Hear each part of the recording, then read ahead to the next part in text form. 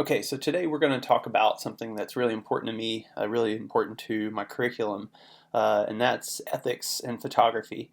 We're also going to talk about, truth and what is true in photographs and what that means. So first we have to kind of set down a baseline in this discussion. So we're going to start in talking about truth, and then we're going to move over into ethics. So let's talk about, are photographs true first? Now, I want you to take 5 seconds and just consider, is photography a truthful medium? Does it convey the truth? Or even, are the photographs that you see true? Now, I'm sure many things pop into your mind. An older audience would probably lean more towards yes, but I find that a lot of my younger students are more skeptical of what they see because you're inundated with so many images. So let's go back and talk to some people that know more than we do, specifically a photographer named Arnold Newman. Arnold Newman has this to say: photography, as we all know, is not real at all. It is an illusion of reality with which we create our own private world. I find this quote really interesting because he's saying that no photo is fully real or fully true, that it's just a fragment that we choose and isolate in order to create the reality that we choose, in order to communicate the reality that we choose. Now, as we've probably spoken about in the past, photography is actually a very poor medium in just giving you information and data. Photos don't give you a lot of information. You see a few things that the camera saw.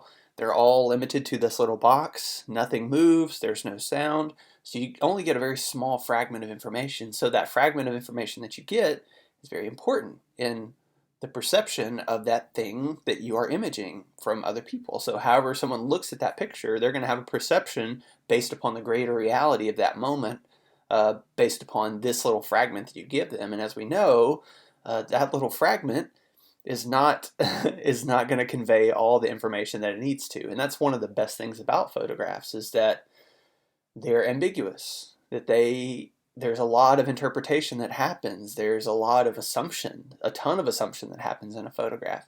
And so instead of bemoaning that limitation, I think it's better that we utilize that limitation to do something bigger. All right, so let's do a little experiment. I'm going to show you a picture, and I want you to try to figure out what's going on in the picture. Now, this works a lot better in an interactive sense when there's a room full of people talking, but I'll kind of walk you through what this picture could be about. I find that a lot of my students, upon seeing this picture and interpreting what they see, oftentimes there's a reaction of possibly something bad has happened. The man in the foreground is covering his eyes. Maybe he's crying. The nurse to the left is staring at the camera, not really that happy about the photograph being made. We have some context. We're probably in a nursing home or a hospital. If we look at the gentleman in the white shirt in the center of the frame, he's wearing a hat that would imply that he's a veteran, and so we might assume that this could be a veteran's home. We have the gentleman in the purple shirt walking away with a cart. So there's a lot of interpretations that happen in this picture. Oftentimes there's something happening in the room to our right, and it's something sad, it's something bad, maybe someone's died, we're not really sure, based upon the emotion that we see, based upon the little bits of information that we get. But the reality of the picture is that the cut line for this photo from 2010 reads, "Residents wait outside of the dining hall as the Flag Day service is opened in prayer at the Veterans Home in Humboldt, Tennessee on June 14, 2010. So in all actuality, this is a very, I wouldn't say insignificant moment, but kind of insignificant moment. But without any sort of context around what we're seeing, without any sort of other information, we might make assumptions about what we're looking at. We might make assumptions about the narrative or the story around this singular image. Singular images in particular very seldom are good storytellers. They give us a feeling. Oftentimes, they give us a mood. They point us to something. They elicit a certain response from the audience, from the viewer. And in that, there's power in a picture because, like, I don't have to speak English or be able to read to maybe look at an image and get an emotional response based upon it, based upon the people that I see, what the expressions on their faces, how people are holding themselves, what contextually that I can read from what's going on in the image. All these things build up in our mind as our brain tries to figure out what it is that we're looking at and what's happening. And again, that's the power of a picture. That's the power. It's not telling someone something, it's allowing someone to have questions and to try to figure out what they're looking at. And those assumptions can be leveraged to create a different type of narrative, if you want to use the word narrative, to elicit a different type of response rather than just data. All right, so there's one person that I point to a lot in thinking and considering, what photographs can and can't do, and that's one of my grad school professors, Jurg Kohlberg. And Jurg says, photographs don't lie. To say a photograph lies is to believe that there can be such a thing as an objectively truthful photograph. There can never be. All photographs present a truth, okay? A singular truth, and that's their maker's truth. The issue is not whether or not that a truth has any relation to the truth. The issue instead, what photographs tell us about our own truths, about those beliefs that we take for so granted, that we stick to so obsessively, weighing what we see. So what he's saying is that it's not really important that a picture points to this universal truth. What's more important is that pictures reveal the truths and the preconceptions that we have in our own lives as viewers. They open up our presuppositions, our assumptions, because when we see a picture and there's limited information in that medium, our brains are putting together the pieces based upon our own past experiences, based upon our beliefs, based upon how we interact with the world, our upbringing, all these things. And that's more powerful than just communicating information. By uncovering people's assumptions and questioning those assumptions, you can really get to some really interesting discussions, interesting narratives, interesting thought-provoking experiences for a viewer. Okay, let's finish this out. The photographer's responsibility is not to present us with the truth, which is a relief. I spent a lot of years thinking that I was going to do something with my pictures that I was incapable of doing because pictures just don't do that. They don't do that very well. So instead of having all this pressure that I need to tease out, the big truth of the universe, rather, her or his responsibility instead is to present us with a truth, okay? Just a truth that crucially will make us re-examine and not confirm our own truths, okay? So that's really what our picture should be doing. It shouldn't reaffirm what we already believe. It should cause us to either doubt what we already believe or explore things that we don't understand, explore ideas, thoughts, narratives that we don't understand or we don't relate to or we don't agree with. It causes us to re-examine our own presuppositions, okay? And presupposition is a nice word for bias or preference. And those biases can be good sometimes, and sometimes they can be really, really bad. And so I think that good photography, by championing things like human life, and the most rudimentary thing, by championing human existence, it can serve as something that causes us to re-examine how we consider someone's value, how we think about someone's value. Because the way that we're raised often in society is to give greater value to certain people and less value to other people. And I think that's one avenue that photography is really powerful, is giving value to human life and to people in a plethora of ways, in a lot of different ways. It doesn't have to be humanitarian or documentary or doing nonprofit work. It doesn't have to be that at all. It can work itself out in a lot of different ways. But I think therein lies the power of photography. It's not just telling us something that we already know or reaffirming our bias, but it causes us to doubt what we already know, doubt what we understand about the world. That way we can really think about how we participate as a viewer in the world around us. Okay? So there's this really interesting project that I think for people that probably haven't spent a lot of time in the field working. It's by Ruben Salvadori, and the project is called Photojournalism Behind the Scenes.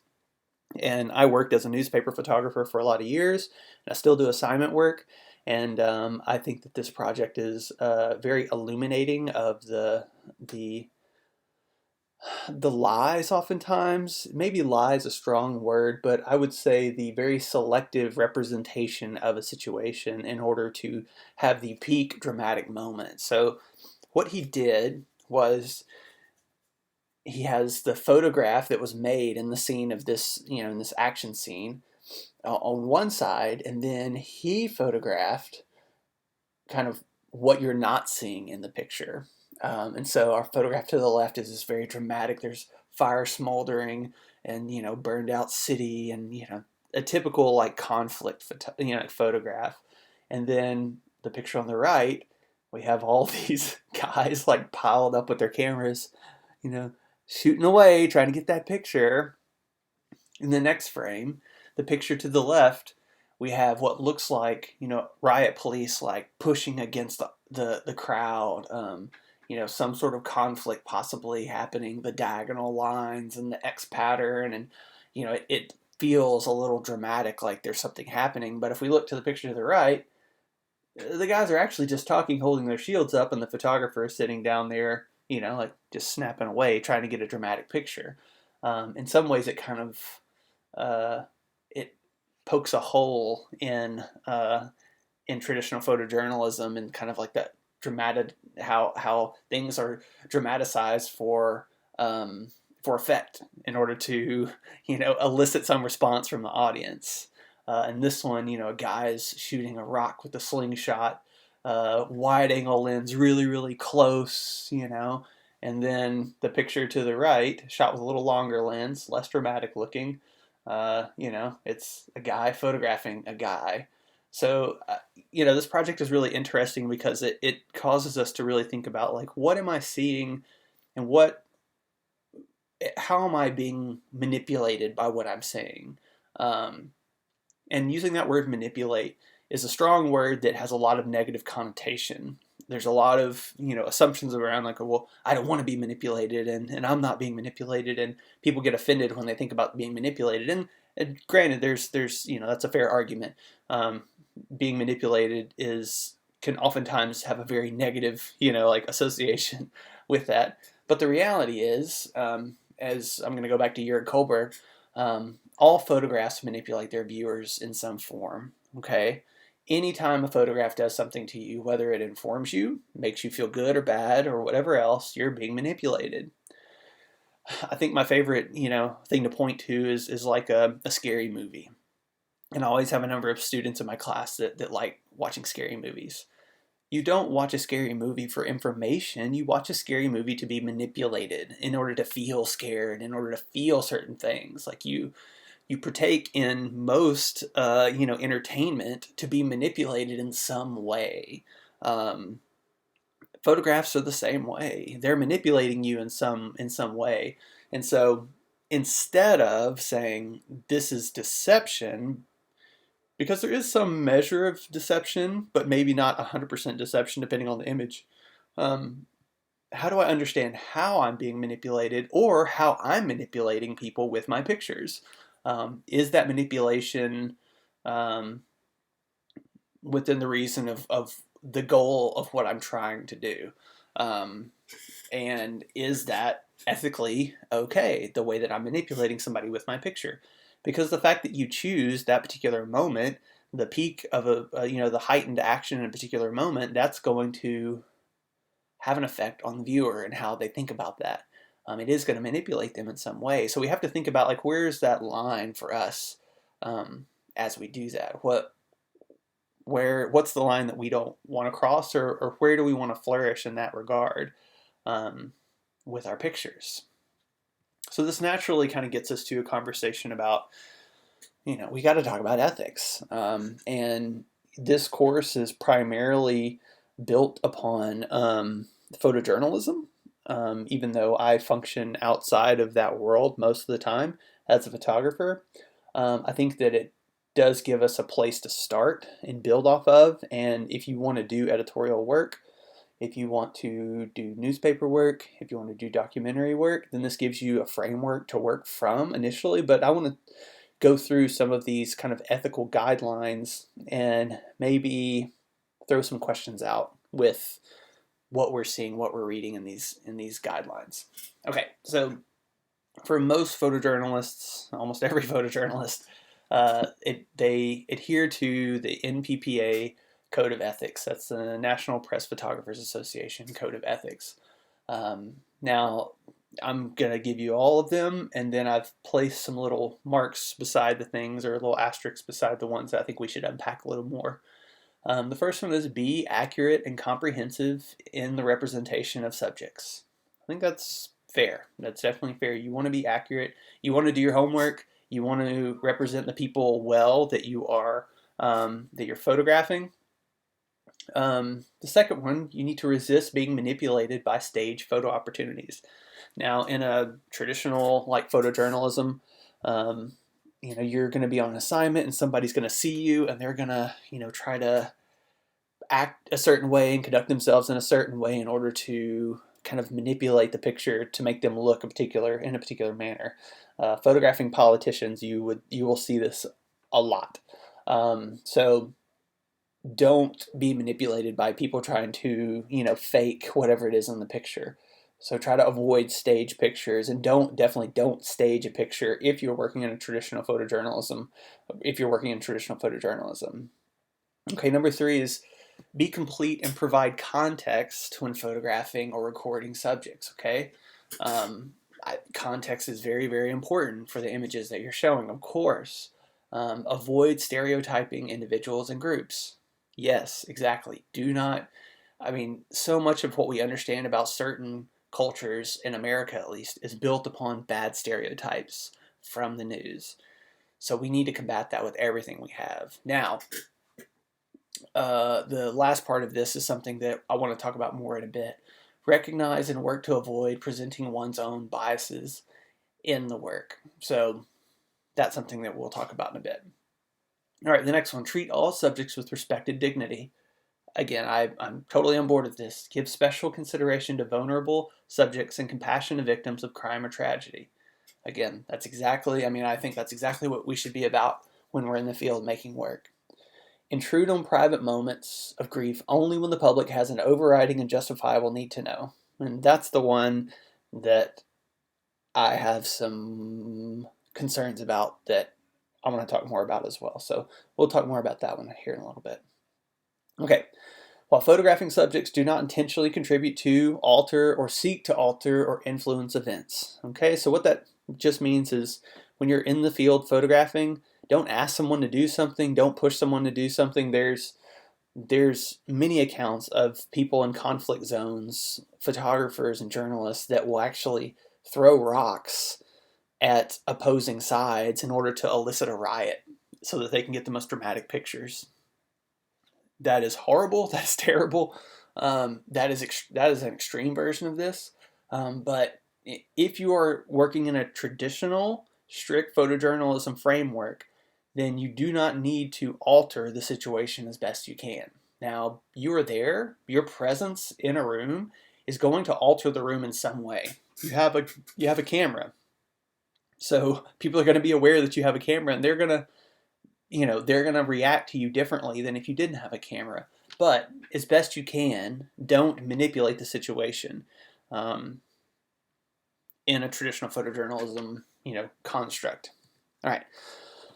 When it comes to color correcting and editing and toning, editing should maintain the integrity of the photographic image's content and context. Do not manipulate images or add or alter sound in any way that can mislead viewers or misrepresent subjects. Okay, we'll talk a little bit about photoshopping, about color correction and digital manipulation here in a bit, because that's a slippery one for sure.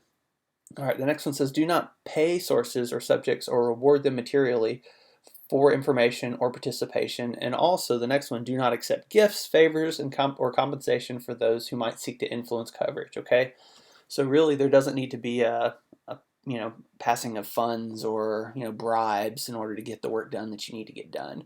That ethically can cause a lot of problems in a lot of different ways.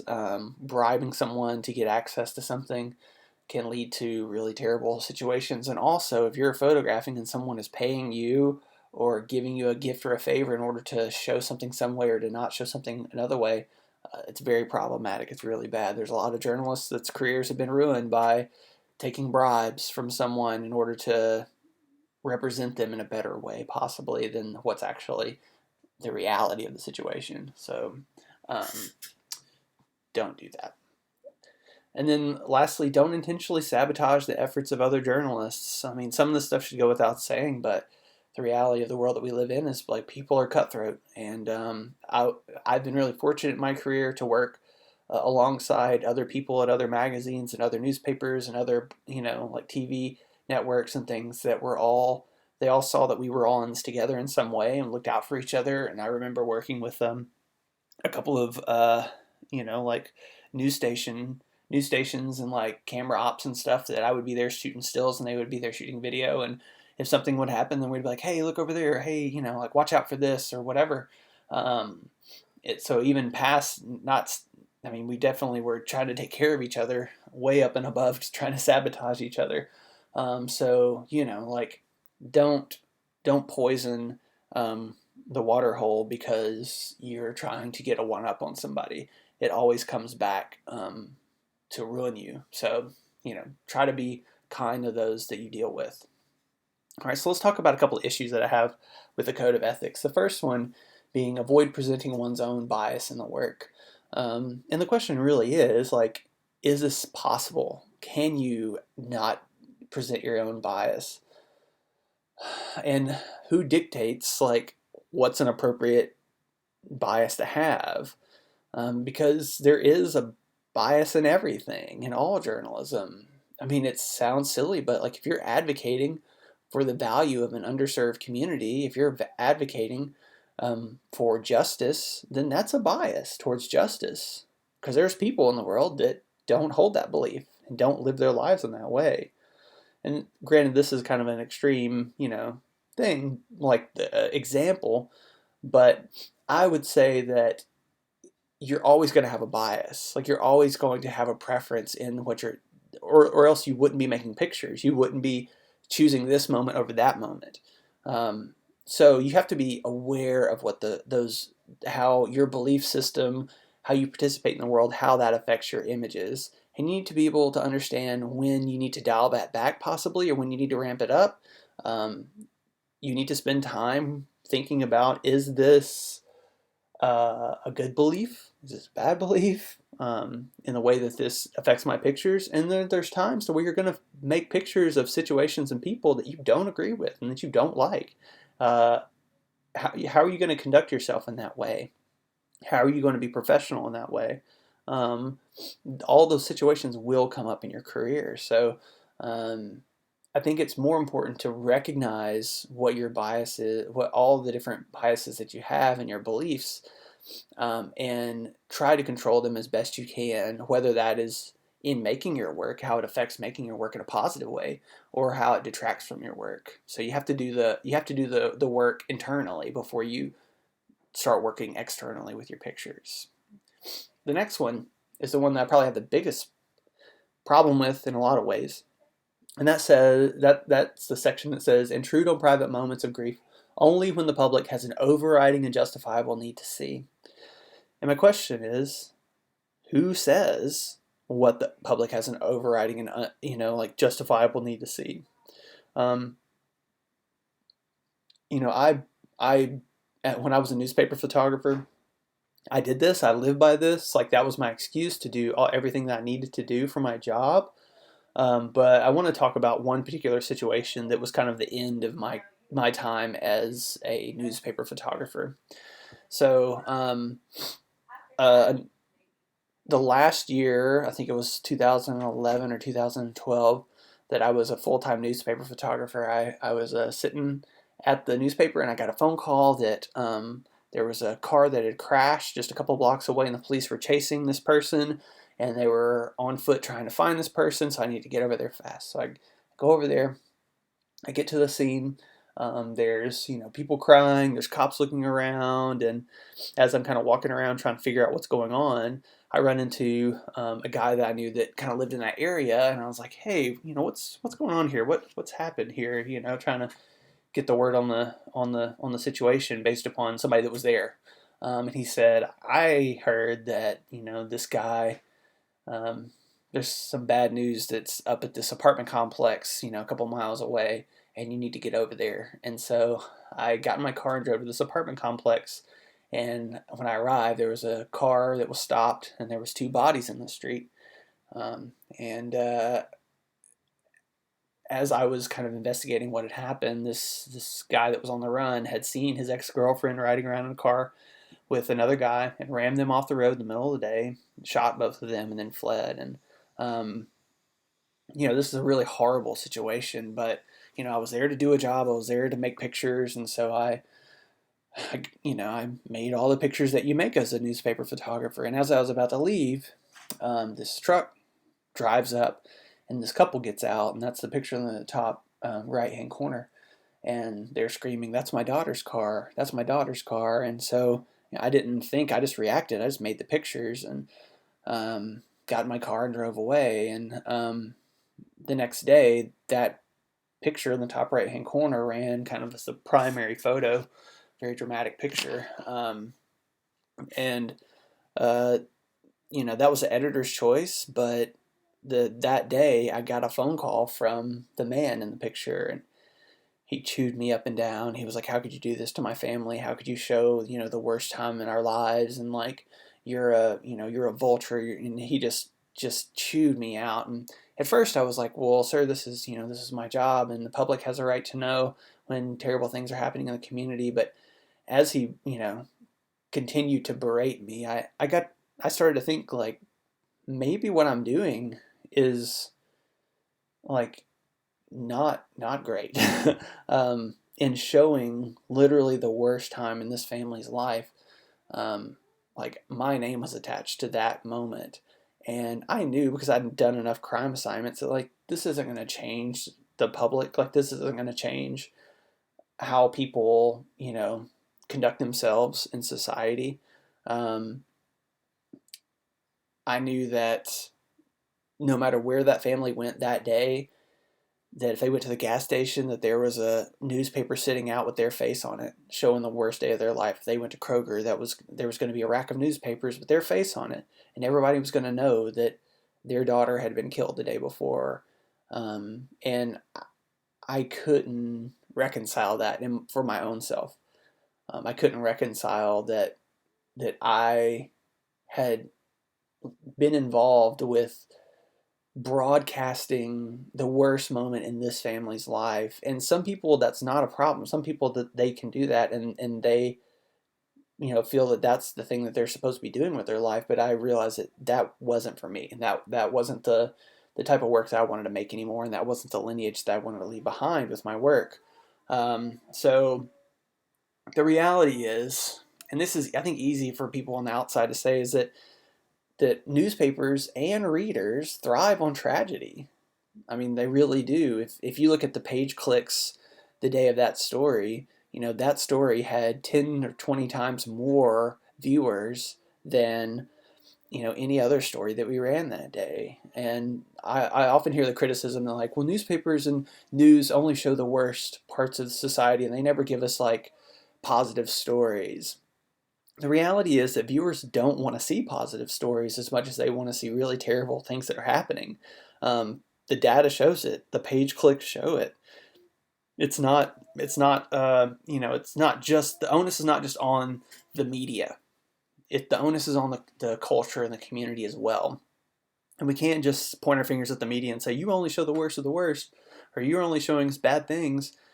Well, the readers also want to see those things, and there's a lot that could be unpacked there, but I don't think we have time to do that today. So my question, of course, is who dictates, what should be shown? Like whose standard? Because it really comes down to the editors. What the editors decide is what gets to show. Even if your name is on the picture, the editors are the one that decide what the public should and shouldn't see. And that's a lot of power. Um, and I don't think, don't hear me wrong. I don't think that we shouldn't photograph tragic things and we shouldn't illuminate injustices. I do think we need to do that, but um, walking that line is very, very, it's very tough. Um, I mean, that series of pictures from that, I actually won the Tennessee Associated Press like news photographer award that year.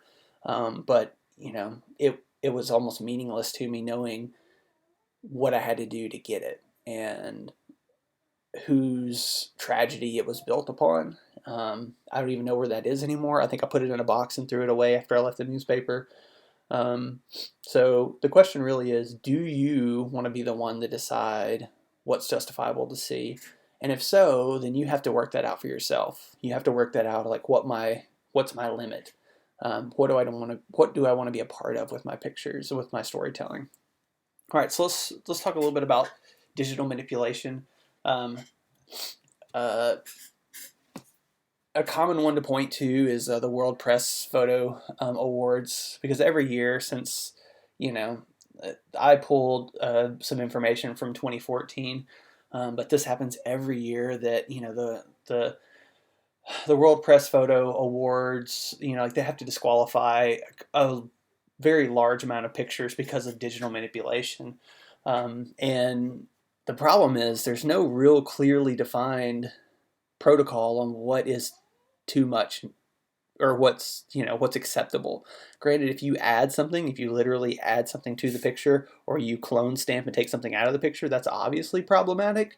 But even how things are color corrected can possibly disqualify something. So in 2014, at least, that 20% of the pictures submitted had to be disqualified. 20%. That's a lot for something that's supposed to be strictly photojournalism. So the question is like, well, where's the limitation? Like, what can you do digitally? What manipulation can you do that's acceptable?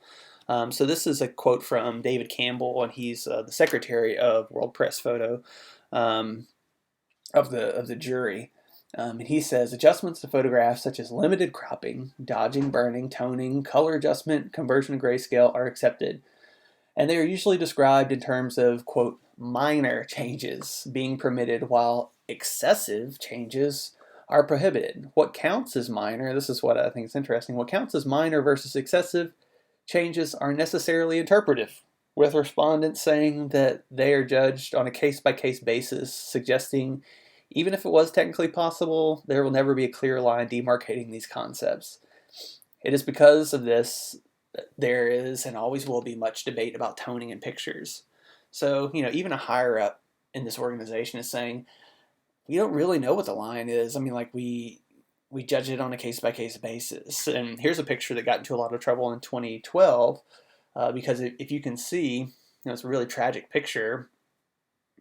But just the toning practice of this image, the faces were lightened up substantially. They were dodged a lot in order to see information there. The sky was burned down. This almost has like a high dynamic range or an HDR look to it. So it doesn't look like reality in any way. And I can't remember if this was disqualified or not, but it was definitely, there was a lot of debate around the image of, is this acceptable to just lighten up parts of the image to this degree? And so again, like they don't really know. It's like a case by case basis. I think this image was disqualified. There was a lot of debate around it, and they weren't adding or subtracting. They weren't like clone stamping in something or taking a person's face out. This is just lightening up the faces to an extreme degree. So as a counterpoint to some of this, I thought this was a really interesting quote from Chris Anderson, who's a really fantastic photographer. So Chris Anderson says, "It is beside the point to argue about the degree to which facts have been altered, because all photography does that. I could care less whether or not a photographer uses HDR, which is high dynamic range, techniques to produce a melodramatic, hyperbolic alterations of the facts. I'm more interested in the truth of what they have to say, even though I know it is subjective. I don't need an algorithm to know that I'm looking at a lie. I know because the world we live in does not look like that. My mind knows it, my heart knows it. When a suburban kid in a garage in New York is retouched to look like he is in a burned out alley in Aleppo, I don't have to examine the raw file to know that the photographer has created something that has nothing to do at all with the facts. My point is that the facts do not exist, but truth does. The truth is paramount. Authenticity and integrity in the image is something I think we understand intuitively. When we come to grips with the fact that all photography is a lie, the question is not whether or not it is factual. The question is whether or not it is true. It is not the technique that makes it true or not. Therefore, it is pointless to argue about how much retouching should be acceptable.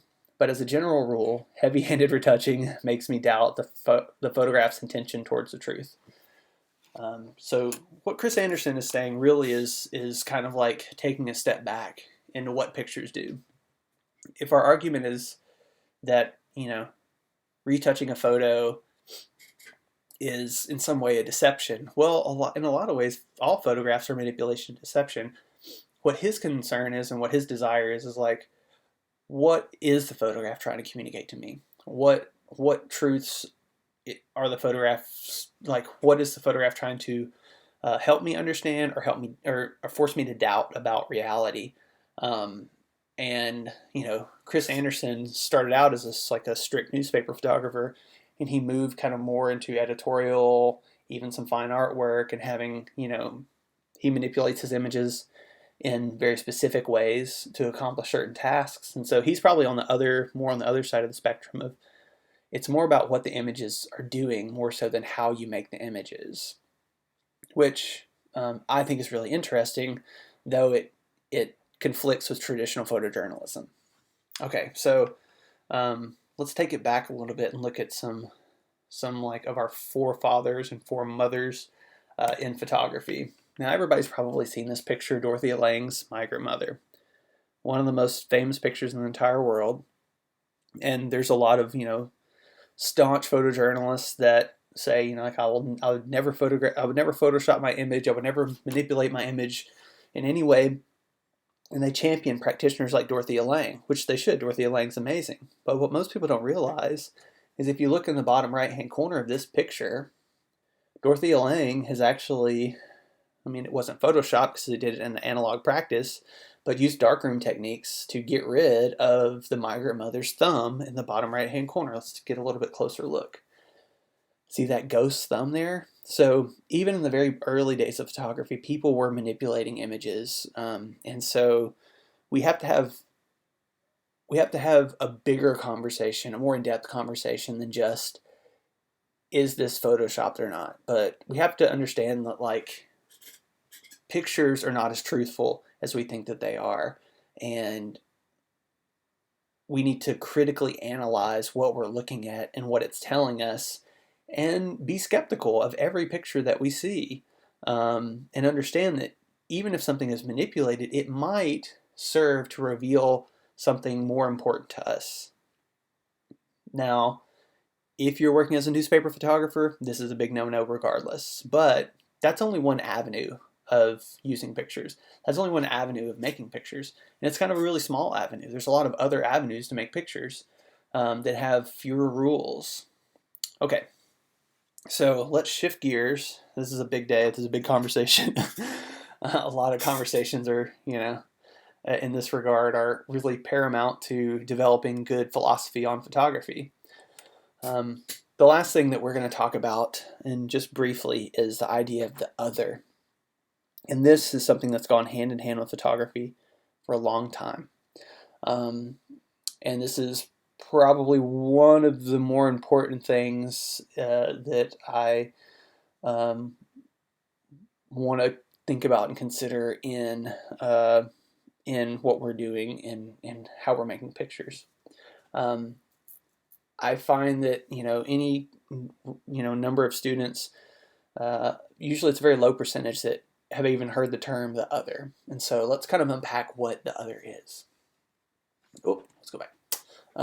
So creating the other is the term the other comes from the idea of taking someone that may have on a surface level different characteristics in you in some way, and it's to view or treat that person or even a group of people as being intrinsically different from you or alien from you. We see this in how minority groups are represented. We see this in parts of town, certain cities. We see this happen in like how people are represented from other countries all the time. A broad basis of how we think about people from overseas and wherever that might be is based upon really racist photography and years of racist photography. Um, and this has happened a lot in Western culture. And Westerners have been kind of the front runners of the photographic tradition. Um, and so, because they were kind of the first to strike, or we were the first to strike, that left how other people were represented in a very one-sided way. And so, most most historical pictures where people are photographed, especially people of color, people from the entire continent of Africa for the most part, people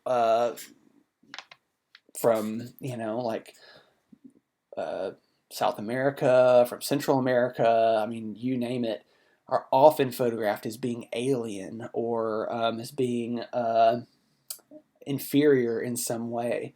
And this is extremely problematic. And we're going to do an experiment in a little bit, and I just want to, maybe illuminate this a little bit for you. Um, the problem here is that the way that people, especially people that are not white, are often represented, most of the time it perpetuates a lot of stereotypes about that culture or subculture or whatever. Many times, the way that people of color are represented, especially people outside of Western culture, oftentimes are represented in a very tribalistic way. And many times, non-Western cultures are seen or represented as being primitive or exotic. And I think that our intuition is that this is more interesting because it seems exotic. But the reality is, the people that see pictures like this perceive that these tribal primitive people are not as smart as us. They don't have our wealth. They're dumb. They are incapable of achieving certain things because they're primitive. They're tribal. And this is a deeply rooted problem in photography, in the history of photography. And what happens by making an other, like someone that is not in my tribe, it's in another tribe, what happens is their problems become their problems, not our problems. Their issues don't affect us. They're, that's the other tribe. And as long as we're better than them, then that's okay. It's a us versus them mentality. And so I did a little experiment with Google. I typed in the word African. Now, African can mean a lot of things. The continent of Africa has many, many, many, many different cultures. Very modern cultures.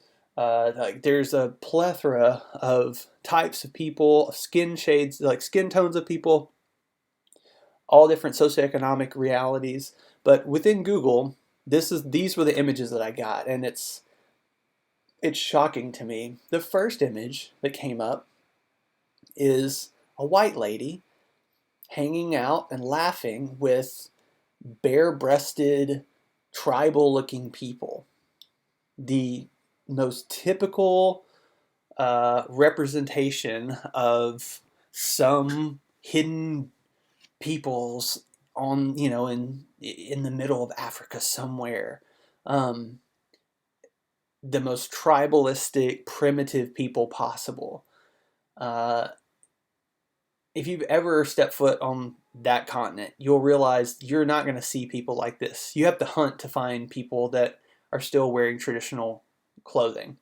So as we move through these images, you'll see like guy threading a bow for a bow and arrow, little kids cheering at the camera. You have like traditional headdress, a person with like large gauged earrings, and the individual with the traditional earrings and the necklaces and all this.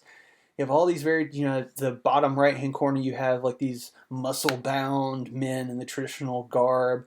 And then in the bottom right hand corner, you have a chimpanzee for African. This is really, really, really problematic because if you've ever actually stepped foot on that continent, you'll realize that people are modern. People are driving cars, and it may look different than a lot of American life, but it doesn't look like this at all. Like people like go to restaurants, go to coffee shops. People have cell phones. It's not some primitive people are wearing big headdresses, and I don't want to diminish those cultural histories because those cultural histories are very important. But it's like if you flew to Scotland and you expected every person there to be wearing a kilt and carrying around a large sword and having face paint on and running around like Braveheart stabbing people. Well, that's ridiculous. You would never think that Scotland looked like that. People are riding around on horses with swords and stabbing each other. So why do we think it's okay that we represent a whole continent by the way that people looked and dressed 200 years ago? That's very problematic because what that does is the Western mindset now, like in the Western people in the West, think of any person from that continent as being in some way lesser than a Western person or an American or European. Uh, Again, very problematic. The images that we see, and National Geographic especially, has been one of the worst in perpetuating these stereotypes over decades. National Geographic has come into people's homes and has represented parts of the world in really singularly sided ways. Um, and that's very, very problematic because we stop seeing people that don't look like us as being people and being human. It's easy to say, oh yeah, they're people and we care about them. But the reality is like the way that we've seen them people represented in a singular way causes us to think that they're less than we are, um, that they're different in such a way that they couldn't possibly be equal to us. And this happens in a subconscious way back there. But it's important for us to realize that like by just representing certain cultures in a singular way, we're really belittling the complexity and beauty of a modern culture, the modern context of a culture.